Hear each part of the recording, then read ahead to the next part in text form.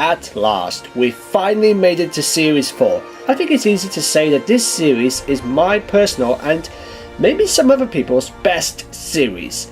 Personally, I love this series. Why? Because everything about it is perfect. The acting is perfect, the story is perfect, the monsters are perfect, the effects are perfect, the music is perfect. In my opinion, there's not one bad episode.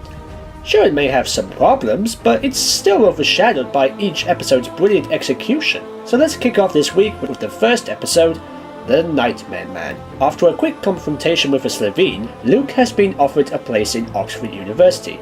However, he is suddenly haunted by a mysterious figure known as the Nightmare Man, a strange entity reaching out to our world through his dreams.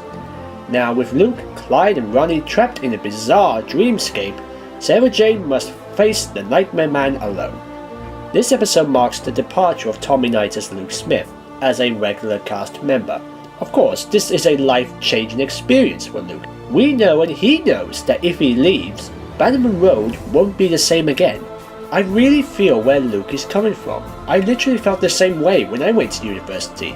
This is a big step, not just from school to university, but also from being a child to adulthood.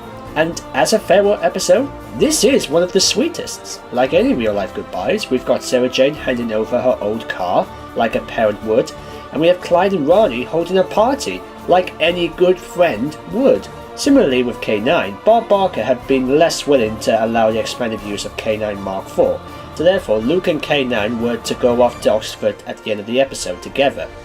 It was an indulgent farewell for both characters, allowing them both significant parts to play in the action. Just a quick note, if you didn't feel like crying at Mr. Smith's goodbye to K9, you have no soul.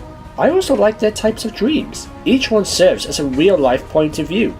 Luke is faced with the many scenarios of being forgotten, how things will be different at home. Ronnie has a nightmare about her finally getting the job she's always wanted as a journalist, but having to make a decision on whether actually doing her job, even if it means destroying everything that she has known all her life, which represents the stressfulness of hard work. And Clyde is faced with a low-life job as a burger salesman with an old Sarah Jane, which represents the hardships of some people who don't end up having the dreams that they've always wanted. Speaking of which, Elizabeth Sladen is great in both her characters, from the soft, supporting yet brave mother to the downright mean, bullying old hag. I think her role as the old Sarah Jane in Clyde's dream is both spooky and hilarious at the same time. That's Elizabeth's acting at her finest in that episode. Julian Bleach plays the Nightmare Man. Seriously, where can you go wrong with a creepy villain actor like Bleach? Since fans already know that he played Davros in Doctor Who, this was a real treat. The Nightmare Man is one of my favourite villains in the Sarah Jane Adventures, or any television in general. From his clown-like appearance, his childish body movement, and of course, his raspy voice. Seriously, if I was in a dark room and I'd hear that voice, I'd be freaking out as well. You can just have Bleach playing the Joker in this episode and it wouldn't be any different. His scenes with any of the characters is just great. His meetings with Luke and his nightmares in part 1 are awesome and well shot, and his talk with Sarah Jane in the attic is one of the best. Again, much like Series 3, this episode introduces us to a new piece of music known as the Victory Wing, which then becomes a reoccurring victory music for the climaxes of future episodes. To be honest, I love this music piece. It starts off offbeat with a tension pacing along, then a small moment of silence, and then it comes back with a choir leading to the final bow.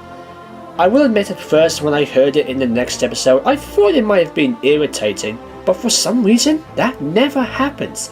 I literally love this music, and it gives me a feeling of hope and strength every time I hear it. Does this episode have any flaws?